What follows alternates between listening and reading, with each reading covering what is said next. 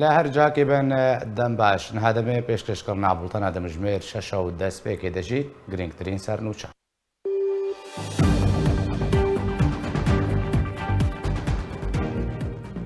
سیاستمەدارên کورد تەکەس dikin ku Rojavayê Kurdistanê li pêşiya sê bijar deyane.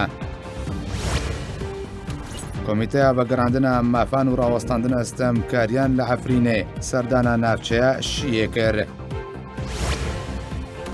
Qasim Şeşo fermandarê pêşmerge li Şingalê dibêje nêzîkî 1000 çekdarên PKK ji navarêzên PKK vekişiyan û tevlîrêzên pêşmerge bûne. Li bajarê Kubanê Rojavayê Kurdistanê demsala zeytûnan bê qazanc bi dawî hat.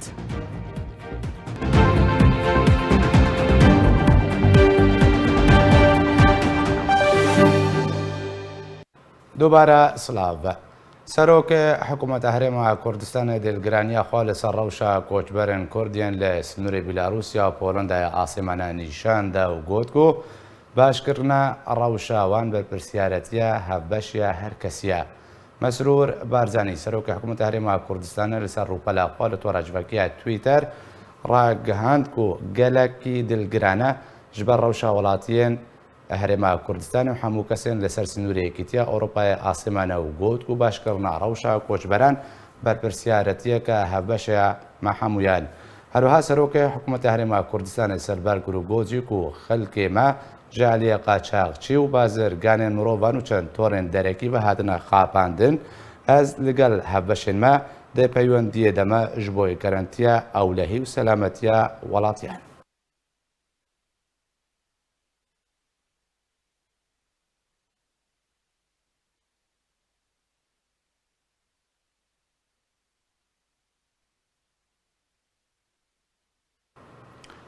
ئەنجومەنە ئەسایی هەرێما کوردستانی دەربارەی کۆچبەرن لەسەر سنوورێ بیلاروسیا و پۆلەندای ئاسیمانە دەخویانیەکدا و تێدا تەکەس کرد کۆت و کەسێک لە هەرێما کوردستانê ji ber کێشەیە سیاسی و ئازادیە کەسی نەچار نەبوویە کۆچ بکەی. دوها یەکشەمێ چاردێ مژداریە ئەنجومەنە ئەسایشە هەرێما کوردستانی داخویانیە کە دەرباری کۆچبەرên کۆ لەسەر سینۆرê di navbera بیلاروسیا و پۆلەندای ئاسیمانە بەڵاو کرد. تێدا گوت کۆ tu kesek li herêma Kurdistanê ji ber kêşeya siyasî û azadiya kesî neçar nebûye koç bike. Encumena Esayîşa Herêma Kurdistanê di daxuyaniya xwe de wiha dibêje. Ev hedemeke û diyardeya koçkirinê ji bo welatên Rojava serî hildaye. Hinek welatiyên Herêma Kurdistanê ji bo wergirtina mafê penaberiyê berê xwedane Bîlarûsya ji bo bikaribin mafê penaberiyê li welatên Rojava werbigirin. هەروها سەربار کرد و گوت بەشێک ji wan welatiyan ji aliyê PKK komeka qaçaxçî hinek kompaniyên geştyarî û hinek bazirganên bawankarî bi wan hatiye kirin ku behaneyên cûr bi cûr bixne rû tometan arasteyê Herêma Kurdistanê bikin ji bo dewseya xwe ya wergirtina mafê penaberiyê di wan welatan de bihêztir bikin. Encumena Esayîşa Herêma Kurdistanê amaje bûye kêjî kir ku Herêma Kurdistanê bûye pêgeheke aram ji bo pêkvejiyan û azadiya takekesî. Ji ber vê yekê jmareyeke mezin ji xelkê biyanî welatên derdor û herêmên din û Iraqê Sûdê ji wê aramiya Herêma Kurdistanê wergirtine ji bo cihê neştecîbûn û manê. هەروها ji aliyê derfetan ve baştirkirina jiyanê li Herêma Kurdistanê dwarê pêşketinê de gavên baş avêtine. Bûye cihê seredana xelkê derveyê herêmê destxistina derfetên kariyên bêhtir ku xelkê Herêma Kurdistanê sûdmend in ji wê pêşveçûnê.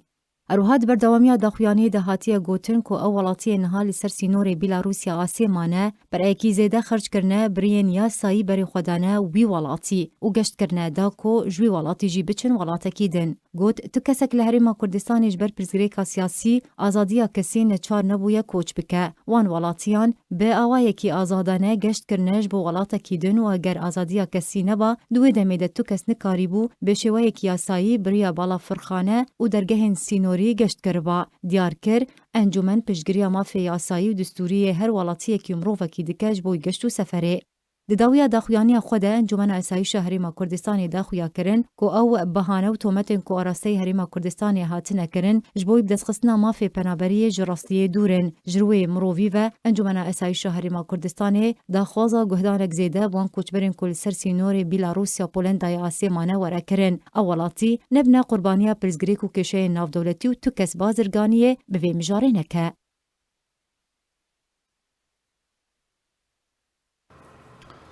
بالوتخانەیە ئەمریکا لە سووریا دەبێژێت و ئەمریکاوێ بە هەزاران تەنێ تۆڤێ گەنم بشێنێ باکوور و ڕۆژهەڵاتی سووریێ بالۆزخانەیە ئەمریکا لە شەمە پایتەختە سووریە لەسەر ڕووپەلە خوا لە تۆڕەجڤەکیە فیسبوک بەڵاو کرد و گوت بوون ها 3000 تەن تۆڤێک گەنم حازرەش بۆی شاندنێ بۆ ناوچەین باکوور و ڕۆژهەڵاتی سووریێ وەکە بالۆزخانەیە ئەمریکا دەبێژێت و ئەv 3000 تەن تۆڤێ گەنم وێ ڕۆلەکەی دێ بەرهەم ئینانە 32,000 تەن گەنمدا ببینێ و وێ گەرنتیە بێ دەستخستنە نان بدێ ساڵە بێتە.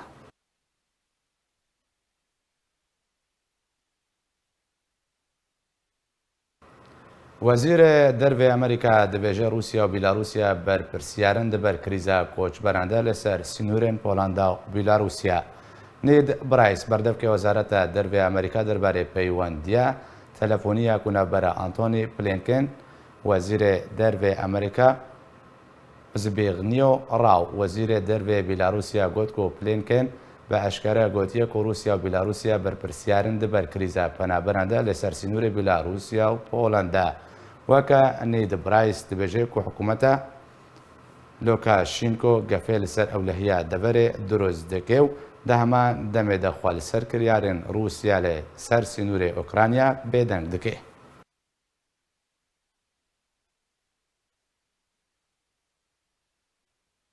سەرۆکە بیلاروسیا بڕیاردایەک و کار لەسەر بەگەڕاندنا پەنابەرن لەسەر سنووری بیلاروسیا و پۆلەندا ئاسێ مانەوەرێکردن. ئەژانسا فرانس پرێس بەڵاوکرد و ئەلێکساندەر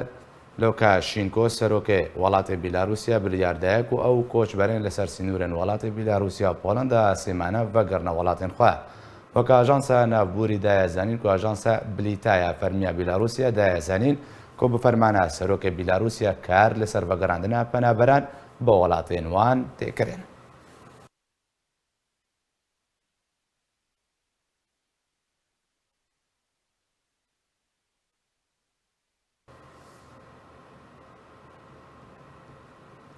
نهاژی بەرە خودمە جەم مافناسی کورد جەمیل براهیم دەکۆم گوتوبێژەیەکی سەر ڕەوشە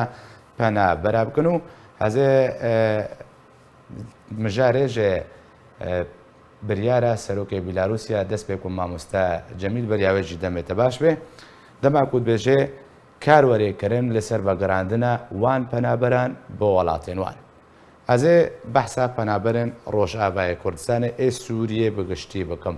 بیلاروسیا بەvێ پێنگاوێ چ جۆرە یاسایەکێ بن پێتکێ دەرحەقی وان پەنابەراندا چ جۆرە بریارێکدایە ژیانەوە حتا چرادێکێت کێ مەترسیەدا.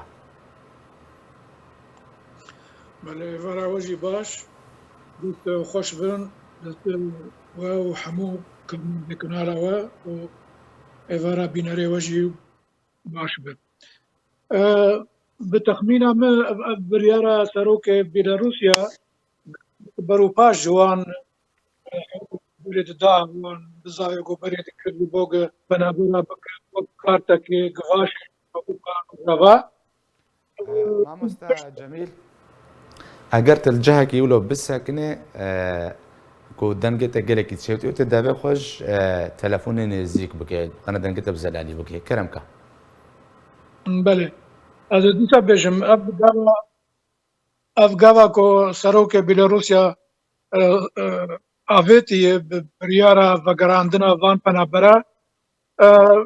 پشتی گۆدیت ئەو کارتا گۆدخواست بکار بینێ وەک گڤاشەکە لەسەر ئەوروپا ڕۆژاوا ئیدی نەما وەڵۆ خۆشکایی بدەسویتکەوێ ئەف بریارستاند ئەف بریارژی ji alîkî di başê ji bo penaberê Başûrê Kurdistanê divegerin welatê xwe û ji wê rewşê yanî xelas bibin rizgar bibin. Ji alîkî dî ji bo penaberê Rojava belkî ne hewqas baş bî ber got penaberê Rojavayê vegerin kwî derê. Yani ew cihê wan bihewîne û jiyanek xweş û aram ji war peyda bike belkî wilo xweş bi dest wan nakeve. Încaka ew penaberê Rojava ji ku hatine ji Başûrî Kurdistanê hatine ji Rojavayê Kurdistanê hatine ji ku hatine wê vegerin kwî derê me ro nizane. Belê. باشە مامۆستا جەمیل نەبەسێ ڕۆژاوای کوردستانی ئێ سووریێژی گەلک جواناکێ نەبەست ئێ ڕۆژاوای کوردستانی ئێ سوورێنە یعنی حتا چرادێکی بێدە بیلاروسیا ژیانەواتکێ مەترسیەدا ئەڤێک یادیژی بەvێ بریاری بیلاروسیا یاسا li گۆر یاسایە بریاردایان یاسای ناودەوڵەتی بن پێتکێ. بێگومان بریارێک وەلۆ ji بۆ پەنابەرê Rojavayê Kurdistanê û ji bo penaberê Sûriye jî biryarek yanî zirarmend e wê tadê bigînwan ev xelkê got ana penaberin li ser sînorê Bêlarusya û Polanda û Sûriye hatine çi ji Rojava çi ji hundirê Sûriye hatibin vegera wan gelek me tirsîdar e ji bo wan û taybetî ê Sûriye yanî ê vegerin mesela Şam, Heleb, Humus wan bajarê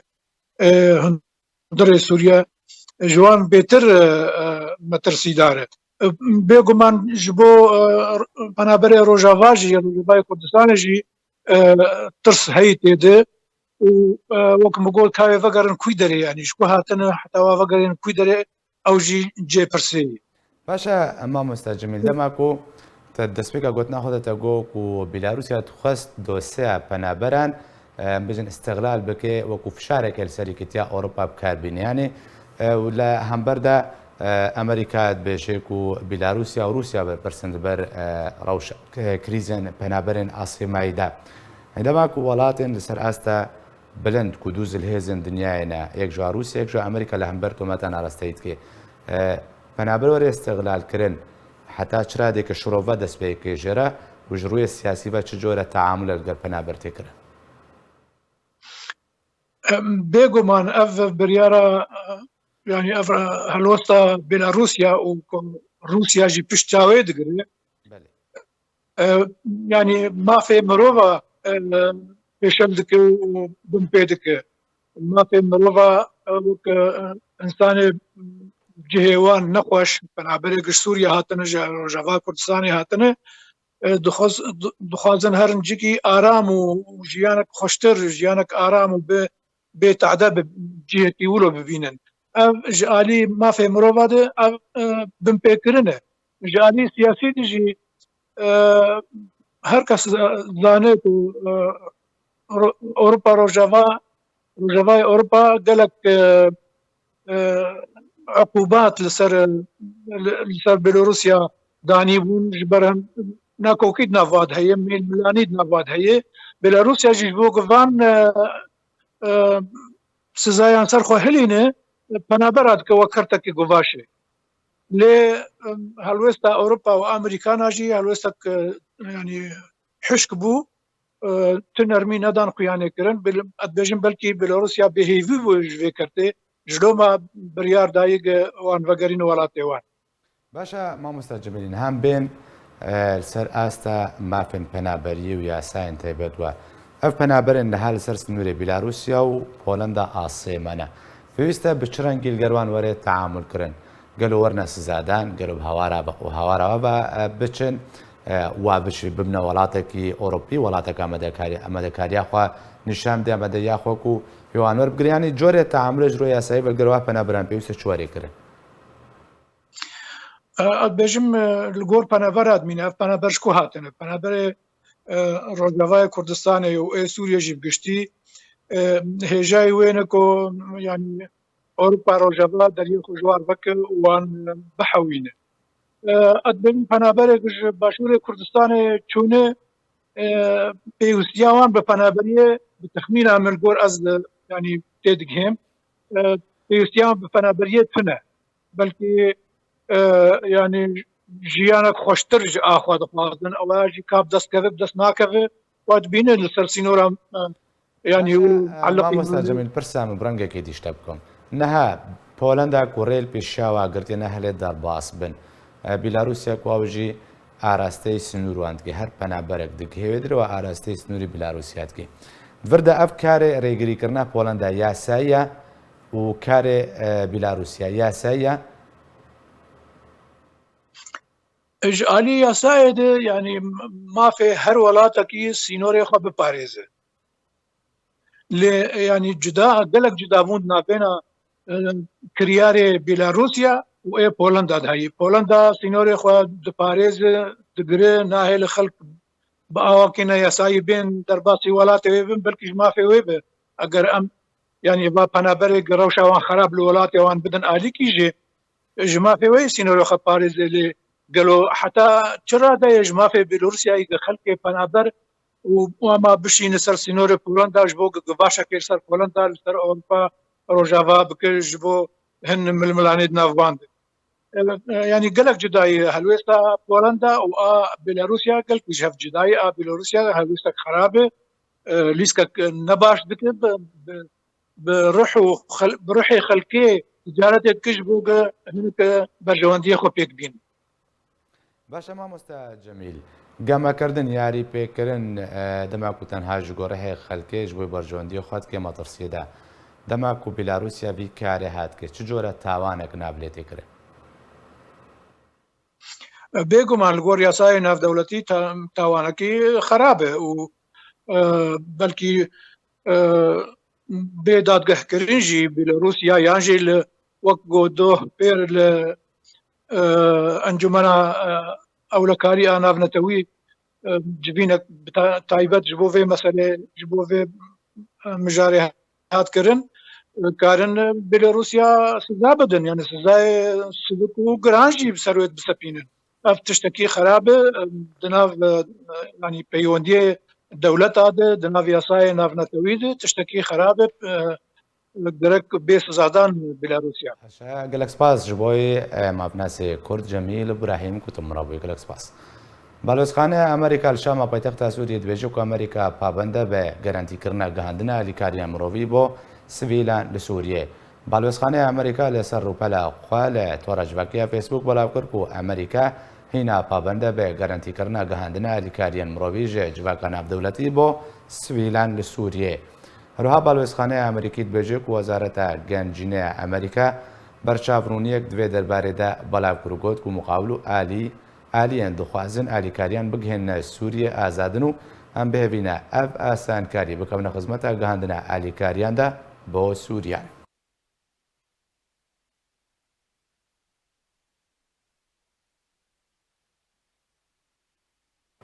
Siyasetmedarên Kurd tekez dikin ku Rojavayê Kurdistanê li pêşiya sê bijar dayane ku ew jî vegera rejêmê û yan jî derbasbûna Tirkiyeyê û yan jî eger danûstandinên Kurdî bi ser kevin ew deber wê dibin hejmûna Amerîka de bimîne. Ji dema ku Tirkiye gefa encamdana operasyoneke leşkerî nû daye ta rojaveka îro ji bilî rewşeke tevlihevî li cem şîniyên Rojavayê Kurdistanê çêkiriye, çarenivîsa beşê mayî yê Rojavayê Kurdistanê nediyar e û çavdêr didin diyarkirin ku sê bijarde hene. Ew jî vegera rejîmê yan jî derbasbûna Tirkiyeyê yan jî eger danûstandin navbera enekesê û peynekê bi ser ketin, ew dever dê dibin hejmûna Amerîkayê de bimîne û metirsiya vegera rejîmê yan jî derbasbûna Tirkiyeyê dûr dikeve. Hin ji derên Tirkiyê da nezanîn ku operasyona Tirkiyê hata rawestandin ji ber ku danûstandin navbera Tirkiye û Rûsya û Amerîkayê de berdewam dikin. Li hîn jî fişara ragihandinî berdewam e ku dê operasyon were encam dan. Nexasim ji aliyê komên çekdar ve ku di amadebaşiyê de ne û li benda çira keskin. Fedî Mirayî serokê nivîzgeha peyondiyên giştî ya şepêla pêşeroja Kurd li Sûriyê di vê derbarê de dazanîn ku egerek mezin heye ku rejîm vegere. Ji ber ku dosya Sûriyê êdî bi destê Rûsyê de ye, Rûsya jî dixwaze rejîm vegere her deverekê. Xistiya destê Rosa de û her wiha roz jî dixwazin bi hemû aliyê xwe tekez dikin wa deverê Rojavayê Kurdistanê re bixin bin kontrola rejîma Esed de û car navcî têne û bi rastî ev sînaryokî herî xetera Rûsya jî îro peyedê dike navbera di sînaryoha de dibêjiyan îro dewleta Tirkî wê derbasî va deverê Kurdî bibe yan jî em ê va devera bi rengekî ew çi renga em ê teslîmê rejîma Esed bikin û Ji aliyê xwe ve Nûrî Birîmo, endamê Komîta Navendî ya Partiya Demokrata Kurdistan Sûriya, di lêdwaneke xwe ya berê ji bo arkê tekez kiribû ku sînaryoya vegera rejîmê nedûr e. Lê Tirkiye Kobanê Munbicê ji rejîmê re bernade. Peyede çawa Efrîn û Serêkaniyê teslîmê Tirkiya kir û ihtimalê Kobanî û Munbicê û Rifhatê jî teslîm ke wê rejîma Esed carek din werê cezîr. Şalana we bêjî mirov hez nake bûyê rengî bê lê dawiya dawî nikanê teslîm neke. Nikanê teslîm neke. Rûsya ji wan dixwaze dibêje guftûgû bi rejîmê re. Ecwaê nêvdewletî heyamê nêvdewletî rejîma Esed dimîne. سیاستمدار دبینن کو اگر دانستاندن ناوبرا آلین کردی ده به سرپرشتیا امریکای بسر کتن اف سیناریو دوباره کراستا عفرین و سریکانی و گری سپی نامینن و او دور ده ببه هریمک هجمونا امریکای. دی بسر بکه بیان بکن پیمان گشتی ده همو آلیه ده آلیه سیاسی ده و آلیه لشکری ده و ده هر واحد آلیه ریفبریه ده بێگومان تەڤلی دیالۆگا کوردی گەلک پێکهاتیە دی هەنا ji عەرەب و ji ئاسوور ئەم کار من پەیمانێکێ بوارێژی بکەن ئەف پێکهاتیە دەڤەرێ هەموو پێکهاتیە خۆکارە بن ڕێڤەبەریا وا دەڤەرا بکن بڕاستی ئەو چارەسەریە گۆ ئەم وا دەڤەرا بپارێزن ئێری شەکەلی و هر دوی درباره ده فرماندار قصد مظلوم کوبانه جه کانالا العربیه را پشتراز کرد که او ناهلن رژیم وگره. هروها نوری محمود بردف که یه پگه آنی زمان که اوه به استراتیجیه که نو براوانی بکن و هر ایریشک وره انجام دان نخاسم جالی ترکیه و اوه برخودانه بکن. برواجی وان داخوانیان جبلی هفسروکا مسد الهام احمد که دابو زانین که اوه کدمجارا عفرین ده شاش بونه و دوه به دیالوگه چارەسەر بهاتا کرن ریاض درار که هفسروک مسدیه گوت که دما شر عفرین ده شاش بون. تجربة سابقة وقعنا في خطأ الحسابات وكان هناك تسليم عفرين. تفیکو جدرین ترکی تکس کرن که آمدکارین اپراسیونا لشکری هاتیه راوستاندن لیدی ساجی مترسیه که جدی هیا که سیناریوین عفرین و سریکانی و گرسپی دوباره ببن. جبر که پیده هردن بوهانیان داده بردست ترکیه که پکه لروجاوای کردستانیه. او جی جه نادر راحتیه ترکیه لسر سینور خواه نهیله. لسر گوتو بشکرنا هر سه بجاردین لپیشیا روجاوای کردستانه مال استودیو میبنداریا برز نواف رشید سروک نونراتی هرما کردستانیا انکا سکریا هروها سرهلا پیوندی میبنداریا برز عبدالله امام بر پرسیار راگهاندنا شپیلا زادیا کردستانی کریا ما مستنواف از جبت دست بكم بدي حمد شتكي دم باش خيراتي اميج بريارا سركرنا ريشا تركيا تجميد ريش الجور جدرن تركي كوبالاف كرنا بجي ريش هاتيا سركرن اوبراسيون لشكري دست بكده اف بريار يعني كو حتى بريار دمك نزيك بر برسين تركيا سر استن بلند قفت خوارن ريش وري انجام دان يعني ريش بناغرن لجنش که بهن جدرن ترکی و که کوت رابطی جدید بيجن هذا سرکرن اف بريار یا سرکرن چاوت شروع بکر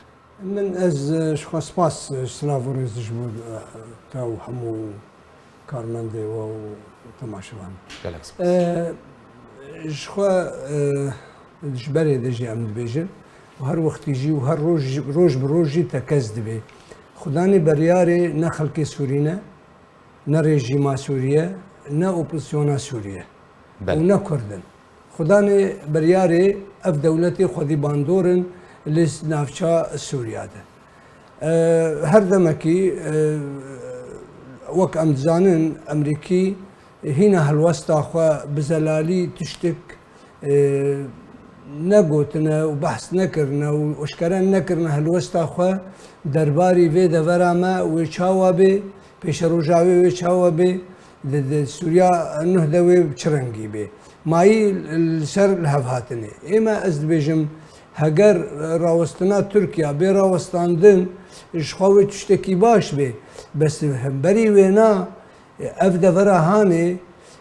ضمانات چه ببینش خلقی مره يعني آنها برز رياض درار دركت قوت عفرين أم غلطين بعفرين ده راسته غلطين عفريني وعفرين جي دبن توافقات الدولية شو وإلو روج تسليمي كيبو تسليمي جروب إن مشاكدار بو أو جروب إيه شاكدار تشتكي باشتر رنجكي باشتر حكمداريك باشتر دصلاتك باشتر جي إيه بري خوا إيش بيدي تقديم نكرن آنها خلقی ما معنی پوشمانیش به و کاچا و دما وقتی به دجیل عفرینی بو خلقی پوشمانیا خل رژیم دادنی لسر گو اوقاس خرابی رژیم حبس و زندان و زیاتری نیوی ملت سوری بگشتی به کردی خواه به عربی خواه به خریستیانی خواه به همو پیکاتی خواه در بدر بویه بیجی خوزیا بوینا نبوانا آنا جی اگر ترکیه راوسته وەگەر ئەمریکا بمینێ وەگەر قەسەد بمینێ دەسەڵات وێ دەبرێتە یا ڕێژیم بجیڤڕێ وێ دبن ئەرێکردن و تەوافقا دەولەتا دەبێ ئەو تەوافقا دەولەتا گەرەک پێرە ئێگۆ دەبێژێ من فلان دەرڕادەستی کرد گەرەک ببێژێ کا دەمانات چنە وێ ئارامی چێبێ وێ پێدوێ ژیانی تەوفیر ببن وێ دۆرپێچکردن خلاص ببێ باشە مامۆستاناوزی پێمە سەر ئە بژاردا عێریشە تورکیا بوو و هاتیە سەرکردن نەها دانوستاندنا بەرە پێدێ و ڕژێمێدا چێ دەبن ژێدەڕێن ڕاگەهاندێن بەڵاوکردن گوت و دەمەکە نزیکدا گوهارتن ژوێ چێبن یا ڕۆژاوای کوردستانێ یعنی هەر دۆه بوو یان ڕۆژا پێشتر بوو چوار حاجزن پێدەی نزیکی چارگۆشەیە ئەولەیە قامشت و هات نەڕاکردن یەکجاری ڕێکەوتنە پێدێت گەل ڕژێمێ یعنی چ جۆرە ڕێکەوتنەکە گابەکە ئەرێنیە بێژن نەرێنی سربیاتە نوێژ ئەرێنیان بهترنیانی ڕەنگە ڕێکەوتنێ و ئەنجامێ سەر دەبەرێ بچ ڕەنگی ڕێکەوتنە پێدە و ڕژیمێ ساعتێکی نەڕاوستایە ژلۆزدەی هەیوا هەفتاش 2012 حتانی ئانها بەس دەم دەمێدە جار ناژێ سارد بوو دەهاتە گەرمیە ئیرۆ ڕۆژ دەما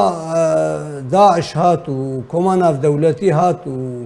ji bo şerê daeş bike wan kar anîn ji bo beravaniyê û şer bi daeş re bikin bû ciyê nerazîbûna rejîmê weke bibêjê ciyê xwe guhertin ya gavek dîl çûn alîkê din ew nesekin ya nerawestiyayê ana îro roj destpêka wê de jî dema destpêkê de jî wexta got dewleta digot û Amerîka jî got beriya ana jî Amerîka got dema serê kaniyê de jî got heger peye de bimînê rişt ser helwesta xwe zêdeyî 5 kîlometra dervî sîno dernakeve û çalakiyê xwe û karê xwe û tiştê xwe dijî hikûmeta Tirkiye nerawestîne wê serê kaniyê herî kaçawa Efrî jî serê kaniyê çû îro roj anha ew biryara destpêka wê dema pêşî de wextê gotin divê 25 kîlometr heta 32 kîlometr 35 kîlometr divê çekdar nemîne ev yek şertê Tirkiye ye ev şertê Tirkiya ev cîvê kî dagirê mixabin îro roj heger rejîm bê tiştek feyde nebû wê kaçawa ev xelkana feyde bikin heger rejîm bizîvirê wê dibin demanatê dewleta vegerê wê dibin garantiyê dewleta vegerê ya wê vegerê wê çawa xelkê vê cetaliya wê dîsanê wê nimûzîcekî heman sînaryoya derhan bêjin heman sînaryoya derhayê dubare bi piştî rejîm veger hey ez bêjim yanî tiştekî ev guhertina hanê vê rengê hanê û li gorî van dewleta gerek bi rastî jî komanav dewletî bi erkê xwe rabê dijî di hemberî milletê Sûrî de hemberê milletê Sûrî hatiye ketiye sûka bazarê de yek didê yekî bê tu demanata ana rejîm bê û heger çekdarê Tirkiya bên heger pê delwir bê ka ev xelkaya wê karibê bimînê ser erda xwe êmayî wê karibê ev kesê got ji derve bizîvirê ser xaka xwe û erda xwe wê pê diviyê jiyanê temîn bibin wê dorpêşkirin ser vê xelkê rabê yan na ev ah herî giring û herî mûm باشە مامۆستاناو دووبارە بەگەرمە جەمتە نەها دخوازم بەرخۆدمەجەم مامۆستا عەبدوڵاژی مامۆستا دەم باش بەریە هەموو شتێکی بژاردەیەن و وەکە شرۆڤەکاری سیاسی و سیاستمەدار بێژن سێ بژاردەنە یەک جوای عێریشە تورکیە یا دوێ بەگەرا ڕژێمێ بۆ دەبەریا سێ سەرخستنە دانوستاندنێن کوردیە و کووە ببێ سەدەمش بۆی مانە ئەمریکا لە دەبەرێ بژاردەیەکەیە تورکیا عێریشە تورکیە وەکە گۆری هاتیە ڕاگەهاندن هاتیە سەرکردن ئانگۆ تەجمید تێ بێ بریارێک چاوە شڕۆڤەت کە بچنە خان ناتەژێرە دلێ دەم باش ئیڤال باش ئەو زبانە هەران گەلەکس نسبەتی عێریشا تورکیە یان ئۆپەراسیۆنا تورکیە ئاکۆ کرد وێل دژی کوردستانە سووریە بکەیە و ئیرۆ بریار ستاند وەکتی یعنی ڕاگەهاند بۆ ڕاوەستاند یەت باوەری مدا یعنی ji berê de me nikaribû tekîd bikira ku biryarek Tirkî sedî sed heye wê êrişî Kurdistana Sûriyê bikeye ew axaftina Tirkiye di vê buwarî de berî hevdîtina Erdogan û Biden bû آکو بری چند حفتیان چێبوو و ئەو ژی وەک تەمهیدێک ڕاگەهاندنی و سیاسی و ئەم بێژن تەفاوتی بوو ji بۆ ku belkî destkeftîne ji Amerîka wergirê û belkî ruhniya kesk ji Amerîka wergirê û ji bo ku êrişî Kurdistana Sûriye bike wek hûn dizanin ji berê da wek armancek Tirkiye ku sînorê xwe ferehtir bike ku Kurdistana Sûriye û deverê din jî têxebin destê xwe û her wiha her armanca wan e ragihandî jî dijayetiya PKK ye. Lê di vê buwarî da nikanibû okêya Amerîka bistîne, nikanibû herîkirina Amerîka bistîne, ne tenê Amerîkî heta Rûsan jî okê jêrin nedand wedî hevdîtina Putin û Erdogan ew jî bê encam nisbetî Erdogan derket pêşî bû ji wê re jî hata xwestin hinek deverên Tirkiye ji dest xwe berdê wî jî dixwest yanî ku li hemberî wê li dernedin cihê xwe em bêjin cihê dagirkirina xwe ferehtir bike bi serî nebû. Anha piştî ku yanî êdî bêhêvî ma ji vê meselê Tirkiye ragihand ku ême me ev biryar stekinandiye. Yanî mesela ew pirsa stekinandin nisbetî Tirkiye pirsek wek dîplomasî tê bikaranîn ji ber ku yanî emkanin bê tê wateya dawî anîne di vê qonaxê de bikêmanî. Wînin bîra xwe berî du sala 2019 da dema operasyona kaniya aştiyê avnav lêkirin Navselam birêspî û serêkaniyê wê çaxê jî Tirkiye ragihand got me operasyon stekinand yanî ne got me bi dawî anî lê wek xuya dike heta roja îro tiştekî nûh li meydanê tune ye tenê yek êriş ne lalî enayê Sêwderê din hene. Ji ber vê ez dibêjim مامۆستا عەبدڵیانی ئەv یەک ji mijarane wekû gotbêjî hata sirkirin ziyanên êrişa Tirkiye û niha jî behsa danûstandinên pêdê û pêdê û vegera rejêmê dikin. Bi vegera rejêmê ziyan wê çi be? vegera PKK li rejêmê ji berê da wek Demîr Bayek gotî ji berê da rejêm û PKK li cem hevin. Lê bi nisbetî Kurdên Sûriye û Kurdistana Sûriye eger hevkirinek eger itîfaqiyat navbêna îdara zatî em bêjin navlê dibe û rejêmê de çêbibe zirarmendên nimre yek wê Kurdên Sûriye bine û wê doza Kurdî li Sûriye be ji ber ku yanî piştî ew qurbaniyên ku Kurdan dayî û ew şerê ku li deverê kirin û ew bi sed hezaran xelk koçber bû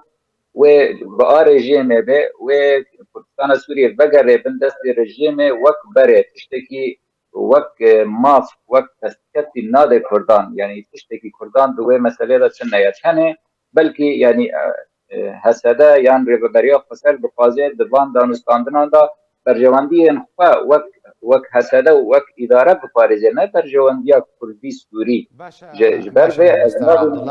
ez ê vegerme cemta bi me re bimîne mamosta Abdullah. Mamosta nava bijardê herî sê me serxistina danûstandinên Kurdî û Kurdiye gelo eger heye berîn bijin ser bikevê dubare dest pê bikin û ser bikevin û ji her sê sînaryoan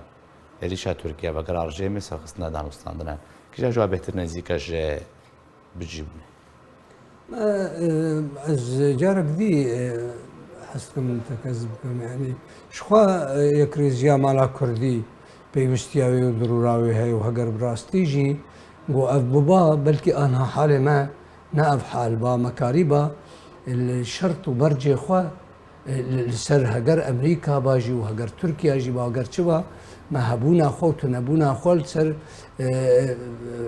şert û mercaw bi bazara em jî derbasî bazara bibane. Lawaziya me heta anha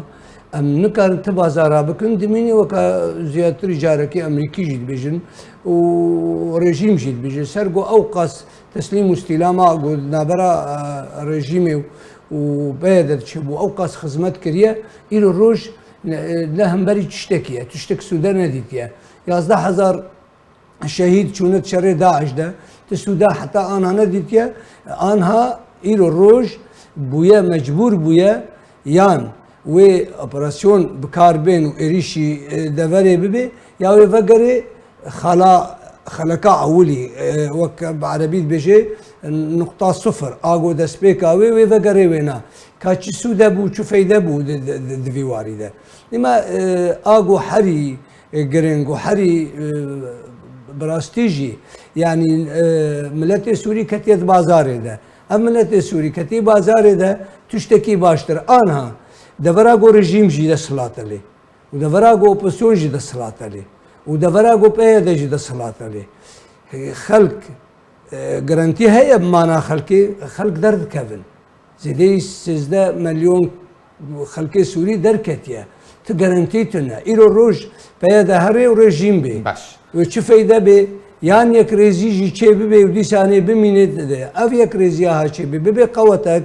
ji bo em karibin rastî jî danûstandinek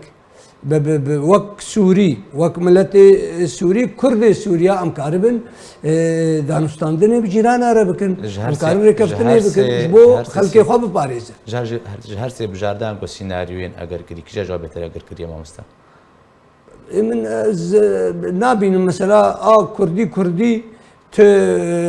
شانسێ وێ نەمایە ji ber got wextê pêwistî hebû dirûre hebû imkanî hebû got bibe nebûye anha a bêhtir dewlet li ser ez dibînim bêhtir ew e a got dewlet ser vê bazarê dikin û ev rawestina got Tirkiye anha welew bi rengekî mueqet soz hatiye dan jê re got peyede ji vê sînorî vê deverê derkevê û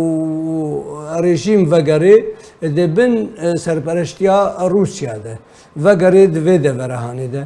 ez dibêjim yanî ne helle ne çareseriye di vî warî de ne çareseriye bes a bêhtir tê xuyanîkirin û rêkeftin ser bûye û erêkirinek dewletî heye ev sînaryoye ew jî tiştekî xerab e ji ber fegera rejîmê ew bêhtir anha li ser rewê bes ew jî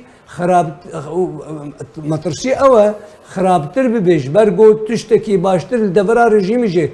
tirs heye rejîm bê vê ce çi bike heyfa hilînê xelkê got berê peye dere bû heyfa hilînê wek çawa anha grûpên çekdar heyfa dihilînin devera Efrînê û Serêkanî û Girê Spî û rejîm jî vegerê heyfa bigere dîsa xelkê beşê herî mezin êgo pêre êgo layîngerê wê wê bibînî ser vê dîsanê tu feyde nebû ne aramî çêbû ne pêdiviyê jiyanê çêbûn ne dorpêçkirin rabû heger ev tiştana bibe pêre bi rastî qanûnê dewleta temam bibe ewaya wê tiştekî gelekî baş. Mamosta Abdullah heman pirsiyar ji her sê sînaryo bijardeyan kîja bêhtir egerkiriye û danûstandinên Kurdî şansê amaye ku careke dî dest pê bikin û ser bikevin? Belê yanî heya mabêna em bêjin çi sînaryo em dixwazin bicî bibe û çi sînaryo caverêkiriye yan nêzîkî bicî bikirine ye mixabin ne her tiştê ku di bala me da wek daxwaza me yanî berdestana anha wek min berê jî got eger sînaryoya vegera Kurdistana Sûriye li rejîmê ew jî bicî bibe dibin va şert û mercên anha da yanî ku destê peyedê ku teslîm bibe wê zirara Kurda tê de hebe bikêmanî berjewendiya Kurdan û qezenca Kurda dibê meselê da wê nebeya adin bi nispetî danûstandinên Kurdî heger destêwerdanek Emerîkî û navdewletî rij têda hebe ciddî têda hebe û bi ser keve ew e ya qebûl kirî û ji berê de jî Emerîkan gotiye şerê Daeş em tê xwestin em îdarakê çê bikin û ji xelkê deverê qebûl kirî be û ji xelkê herêmê ji dewletên cîran jî werê qebûl kirin ev Emerîka vê dixwaze ye eger ev bi serî bibe hicetên Tirkiye û kesên aliyên din namînin ku êrişî Kurdistanê Sûrî bikin heta niha ev yanî ev sînaryoye bêhtir û xizmeta berjewendiya Kurda dikin lê mixabin gelek dijayetî ji vî sînaryahî re hene dijayetiya Rûsya jî jê re heye û a rejîmê jî jê re heye û bedîlê vê sînaryohê jî berê ji me gelek caran gotiye alternatîv eger Kurd li hevnên yanî em ê pêş xwedin du metirsiyan hatina Tirkiye yan jî a rejîmê. هر دیجی خرابن گەلک سپاس ji بۆی مامۆستا فرەشید سەرۆکێن و نەراتیە هەرێما کوردستانەیە ئەنجومەن نیشتمەنیا کورد لە سووریێ گەلک سپاس ji بۆی مامۆستا عەبدوڵڵا ئیمان بەرپرسیاری ڕاگەاندنە شەپێل ئازادیە کوردستانی کومڕابوون گەلک سپاس. کۆمیتە بەگەڕاندنە مافان و ڕاوەستاندنە ئەستەمکاریان یان ژیوەکە بە عەرەبی بە ڕەدڵ مەزاڵم تێناسکردن بیرۆ سەردانە نەفچەیەشیە عەفرینە ڕۆژەڤای کوردستانی کردژبەر بن پێکردنێن بەردەوام ژاریە چەکدارن ئەمشات لەسەر وڵاتیان کورد نەخاسم سەپاندنە باجان ئیرۆ شاندەک ژێ کۆمیتەیە سەردانە نەفچەیەشیە کرد و بریارە بە وڵاتیان کوردرە بجوێ لە گۆریژە دەرن خۆجهی جارکێرە دانەزانین و ئیسال لەسەر هەلمارەکەی ژێ $200 تا $2,000 ئەمریکی هاتیە سەپاندن ئەوژیش بلی باجێندنیان لەسەر جۆتکارن کورد هەروەها هەر ماڵباتێک بەدگەرێ مالەخوا دەبێ پەرێن زێدە بدێ چەکدارن ئەمشەت و بەریە دەمەکێ دوو ماڵبات بە گەریان و هەر ماڵباتێکی $3,000 تا $3,500 ئەمریکی دانە چەکدارن ئەمشەت.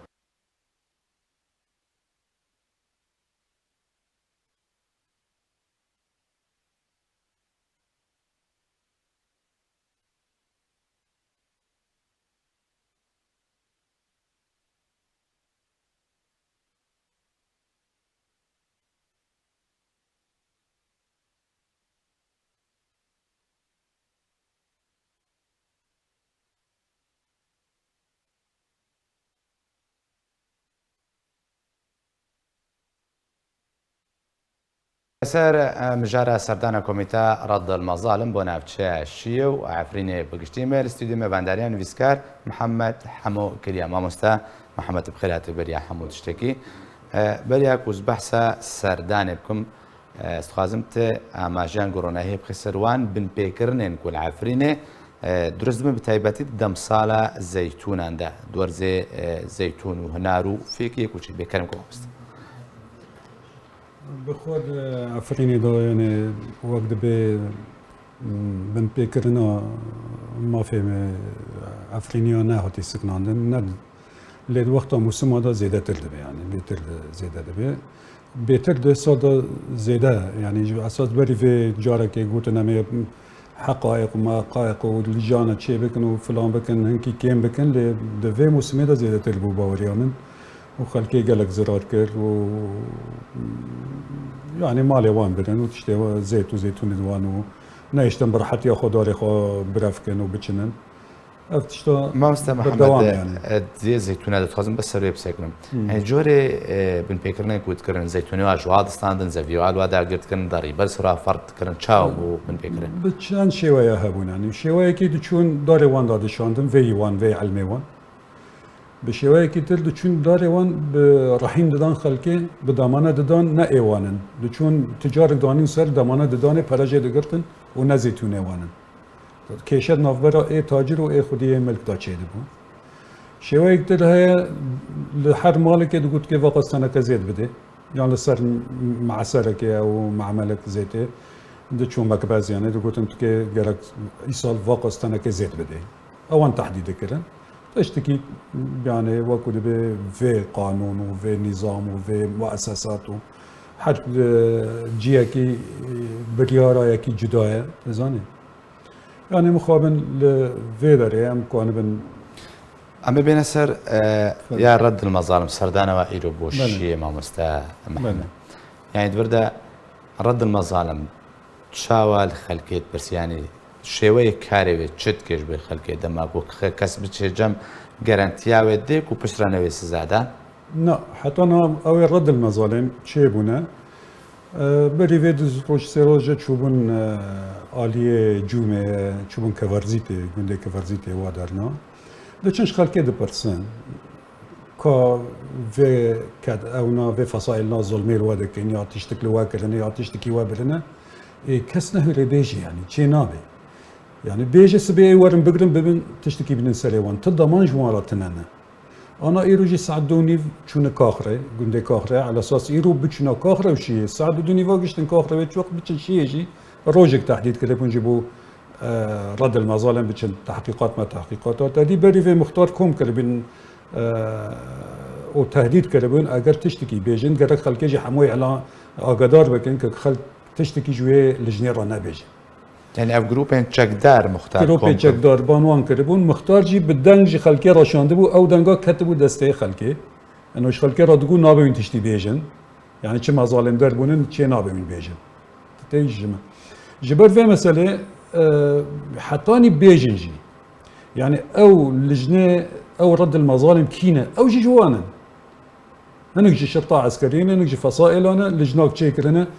دبي اگر راست تشتكي وانا ايكي تشيبكن دبي هناك مجلس القضاء التركي بين مجلس عفريني بين آلين يعني موثوق بن كوانا بن في تشتي يانجي دسلات وان هبه كواي ظلم كرنا كوانا بن بينن محاسبوي بكن او تشتاتنا يعني او تشتكي وكو ام دبينن دي ساجي خطوك ام نابجن خرابه يعني وقتها هناك ترسجي هبه باشي يعني وقتها ببينن كاسن انا دبرسن وفلان لكن يعني اوجي باشي ناخذ تشتكي خرابه لوقتها جديه كده حتى وكان هما مستر محمد او كوميتي رد المظالم حتى انها ما في كثير يقول زاني جمت ما في كثير جواره وقران ديال بيكو ظلم دوري يعني كاري خرابوت بواري اريد وقتها زيتون دزيه ده يعني مرات راستيه بيجي مثلا یک شويه داره وی چنینه والله بینجا دار چوالوی زيتون چنینه شويه قال كريه وخلكتي فلان كريه جا 25 را فتلاندنا مثلا يا 20 فتلانه يا 15 فتلانه يا شتي وانا بونه يعني اللي تبي حقي خلكي كامل كون بن بفتلين ندير وكتنا چونك دو داري هفت بخوب خو كشتن فصائله لسرد زيه چونك بخوب خاجي يعني خدي بريار تنا الى عفرينه كسكي خدي بريار تنا يعني مخابن يعني بتشتي بيجم بلكي في برنامج يعني تركيا مثلا عفرينه ده نكاني سيطرة بكر سروي فصائلنا ينجي نخواصن سيطرة بكن افجي تشتكي تأثيرك جلك ما ظن لدولة تركابو براستي عفرين زيتون دزينة دار قد كرنا فلان قد كرنا بس دولتك وقت تركا خدي مؤسسة ما ظن تقول ما يعني السجل واني ما في مروفان الدنيا دا بصفر جبر مثلا عفرينه يعني مثلا عفرينه نجيش كدري خلق بي بحث دكي فلان دكي راگیاندن دنیای پیدن دكي لمنظمات دنیای پیدن دكن كو جيجي زانن سبب تركيا باشا نها خلق عفرينه او كو ظلم لواتي كرن استمكاري لواتي كرن او خلق عفرينه بگشتي بتايبتي جوت كارو او كو دچنا سرزويه واد زيت كنداري واد چنن ضمانات دنوكا تاماشا فكر تا خوازا ويا سرفي چت خوازن چاوا او دروري بريبه برن حتى كو ما فالوار كو داخواز يوان دبي يعني ادارات هبي من دفرا عفرين اداره بكي هو ادارات وكو دبي ادارات شرعي بي تاني عفرين في دخوازن تشتكي دن عفرينيه فقيلا ناخوزن ادارات بي ان شاء الله بلديه عفرينيه بي ان شاء الله قي مقامي عفرينيه بي ان شاء الله فلان بي كان بسيطره بك لسر فصائلنا وفصائلنا دور خي جيانا خلق مدني خلق سبيل جبر هاف دخوازن عفريني تشتكي دن نخواستنا يعني ليه مخابن ناكن قالك سباس جبوي نفيسكاري كورد محمد حموك وتمرس قالك سباس وجستا سیاست مدار کرد عثمان اوجلان جبر ویروس کرونا کوچه داوی کروچو بردلوبانیا خوده ایرو دانه صبح لیک جه نخوشخانه هولر سیاست مدار کرد عثمان اوجلان جبر پیکتناوی به ویروس کرونا کوچه داوی کروچو بردلوبانیا خوده عثمان اوجلان لسال 1958 لگنده آماره یبسر نافچه خلفتي الرهاي دايك بو برايري بري باكاكي عبد الله اوجلان و بو دم كدرج نبعرفين باكاكا دا معايا لد سال 2004 دا دبجه باكاكا برداو لهريما كردستان نشتجيبو بريارة ترميوي لهريما كردستان خاكي ورسبارتين